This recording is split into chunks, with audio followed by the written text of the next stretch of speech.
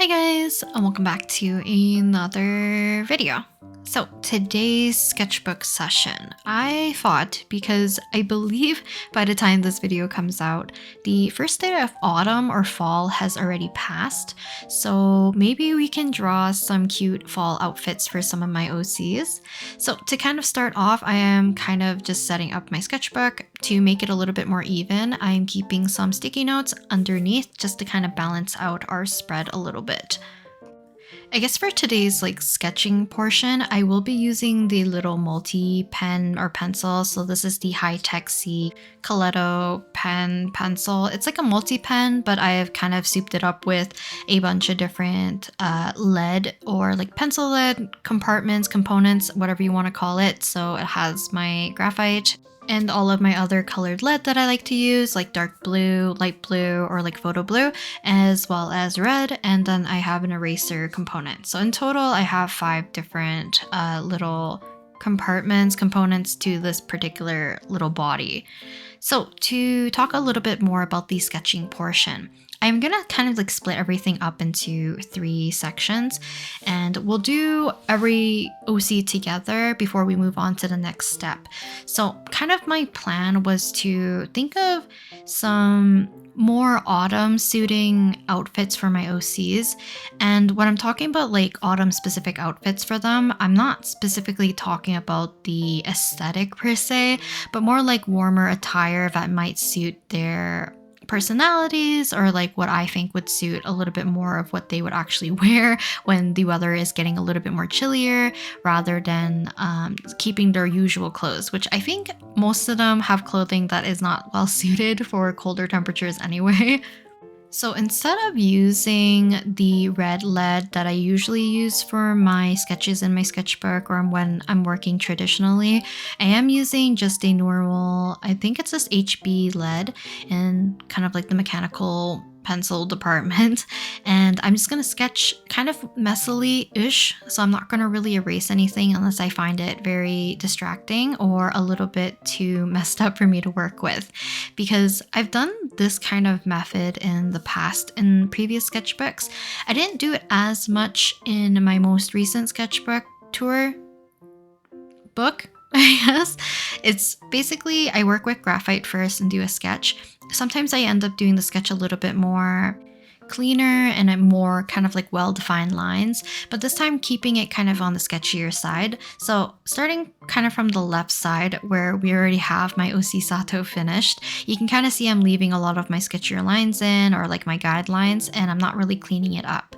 I have a good kind of basis on what I think it's going to turn out, and later on we are going to apply some watercolors to all the sketches, and then to kind of pull out my lines a little bit easier, I'm going to be using ballpoint pen to kind of darken everything and do my final lines over everything.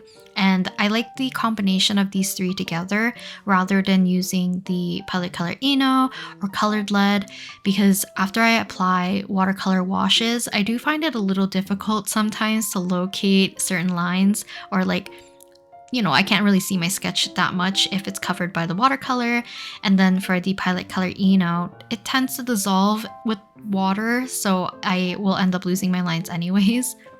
And in a way, ballpoint pen kind of behaves very similar to graphite, as you have a lot of versatility in terms of building up value. You can do a lot of hatching, softer lines, harsher lines, all that. So I'll talk about the inking once we get there. So let's kind of jump back to who I'm drawing. So I did mention earlier that I wanted to draw my OCs with kind of fall attire, and for some reason other than Masaki, I don't think about Kaisen's wardrobe at all. For me, in my brain, he's forever in his current attire. And I feel because he's more of a lazier person or doesn't really care too much about fashion, I feel his attire won't change that much until we get to, let's say, super hot weather or super cold weather, because his is a little bit more suited, I think, for both kind of slightly chillier but also slightly warmer climate or temperature. So I did not include him for today's little session. But I also did not include Maseki because I draw him a heck of a lot and I give him a lot of different outfits regardless. So instead, I'm gonna draw my other 4 OCs minus Akemi, his like siblings, because I'm still on the fence on where I want to take their direction about their designs, even though I did, I think, 2 videos about them. Or yeah, I think I did like 1 or 2 videos about them. I'm still kind of on the fence with their design. So later on, I will definitely flesh them out a little bit and they might make a small appearance maybe in the OC zine that I want to do with like a flower theme.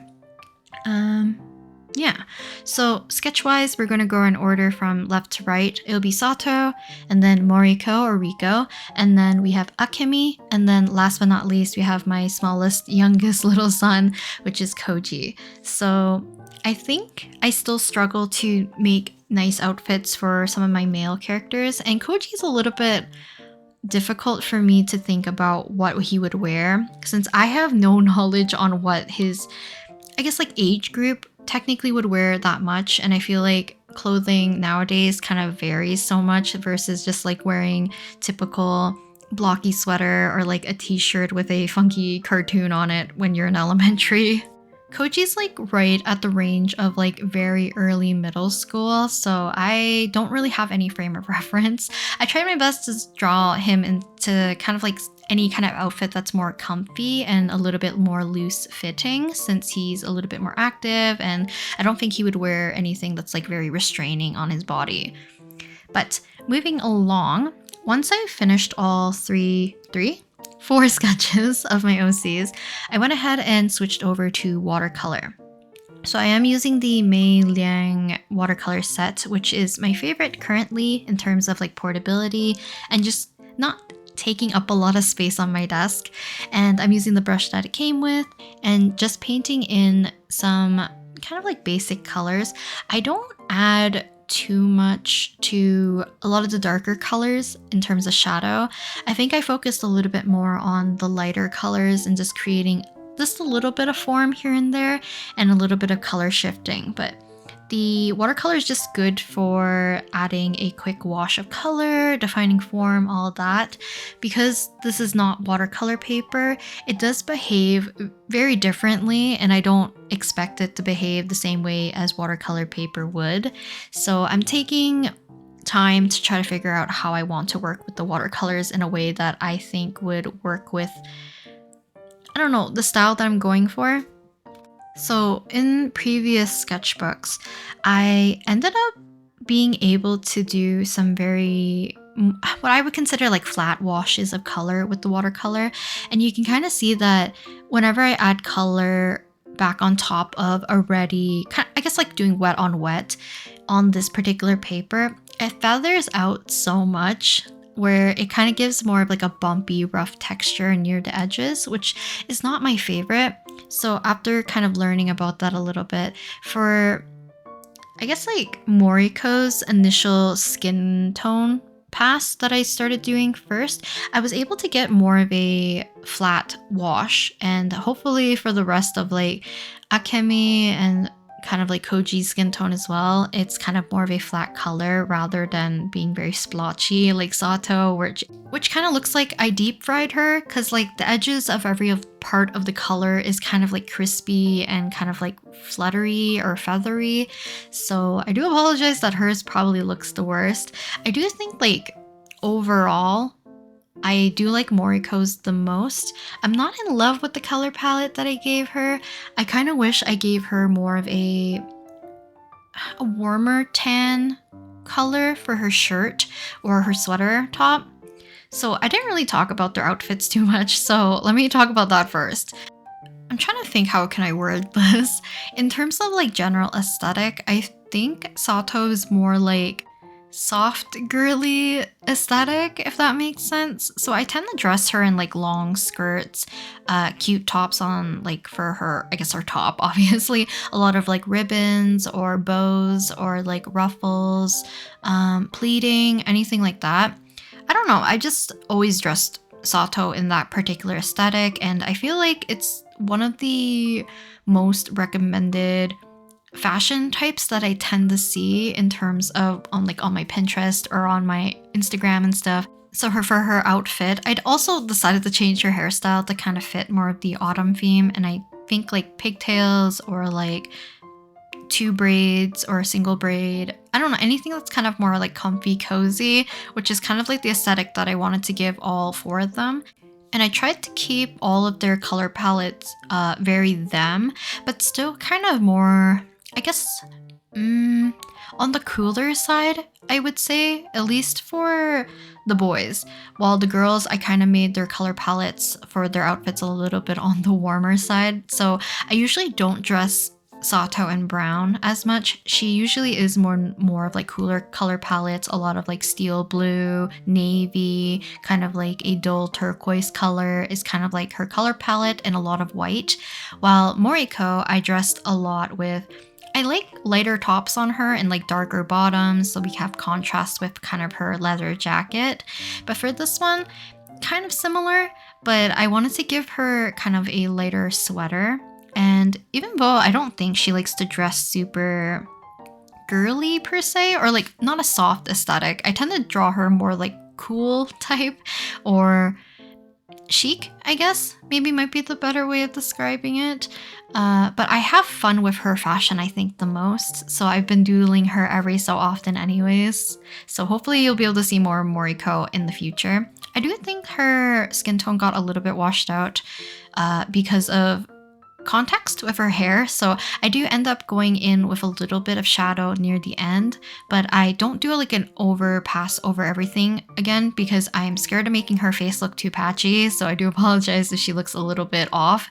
But for Akemi, kept it simple. This is definitely like an outfit I've liked, and I feel like Akemi, I can kind of steer him towards more dark academia maybe, and that's like more of a personal preference. I've definitely drawn Masaki as well, kind of in that dark academia kind of aesthetic. So I will play around with his outfits as well in the future.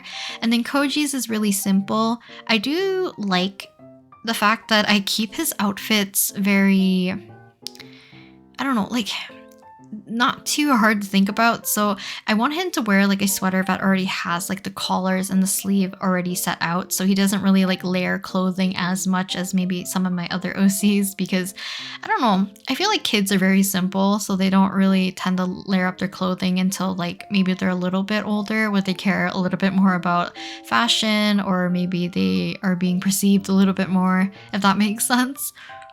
Once again, you're dealing with my like 3 a.m. brain, so I apologize if nothing is coherent, but we're switching up and doing the line art now, or kind of like my final lines with the ballpoint pen. So I do apologize that the camera for some reason is just super out of focus when I'm doing the line art. I think during the sketching phase it was okay, and I couldn't tell during the watercolor portion, so I don't think I adjusted my camera settings correctly before I started filming the entirety of the inking portion. But you'll see kind of more of a crisp, clear view at the very end, so please bear with this for now. I definitely want to draw Sato a lot more, and I know a lot of you guys want to see Sato and Akemi more, like just me drawing them together more often. So I'll definitely try to incorporate more of OC drawings, and when I do, hopefully I'll draw Sato more and Akemi more together and on their own as well.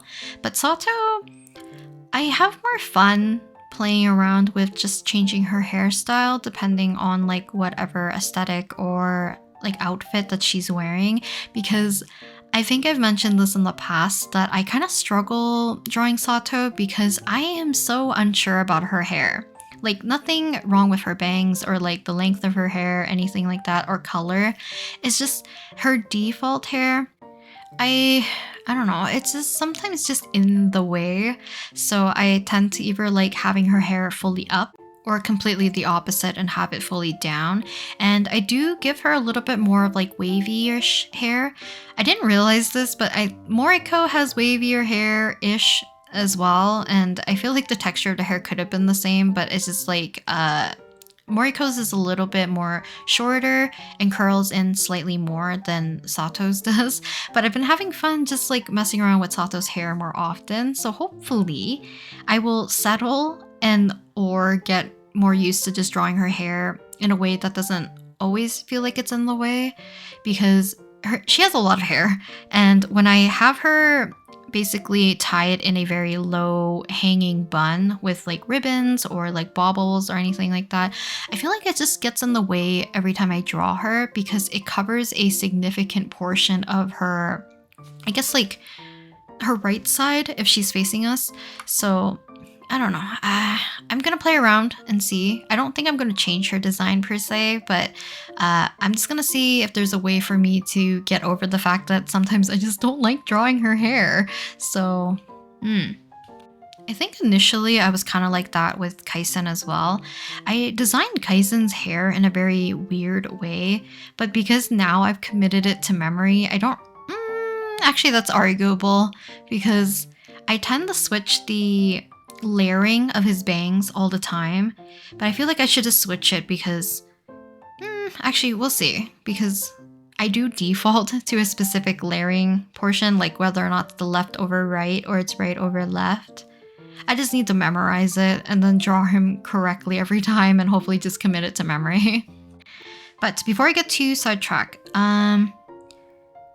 yes, inking. So for the inking portion, I mentioned that I like using ballpoint pen with this kind of layering up of watercolor on top of graphite, because I think that ballpoint pen just works really well with pencil sometimes if you want like more of a darker or a line to stand out a little bit more in value.